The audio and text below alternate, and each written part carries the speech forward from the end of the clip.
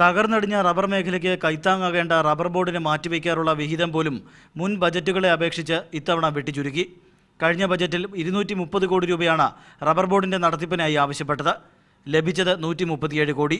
ഇത്തവണ 142.60 കോടി രൂപ വകയിരുത്തിയെങ്കിലും റബ്ബർ ബോർഡിൻ്റെ വാർഷിക ചെലവിന് തന്നെ 148 കോടി രൂപയാണ് ആവശ്യം വേണ്ടത്. ഇത്തവണത്തെ വിഹിതം അപര്യാപ്തമെന്ന് വ്യക്തം.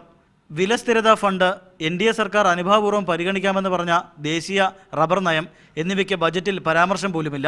ആ ദേശീയ റബ്ബർ നയം പ്രഖ്യാപിക്കുമെന്ന് പറഞ്ഞ് കഴിഞ്ഞ 3 വർഷമായി കേന്ദ്രമന്ത്രിസഭ കേരളത്തിലെ റബ്ബർ കർഷകരെ വഞ്ചിക്കുകയായിരുന്നു. ആ ദേശീയ റബ്ബർ നയത്തിൽ വിള ഇൻഷുറൻസ് എന്നൊരു പദ്ധതി കർഷകർ വളരെ ആകാംക്ഷയോടെ കാത്തിരുന്നു.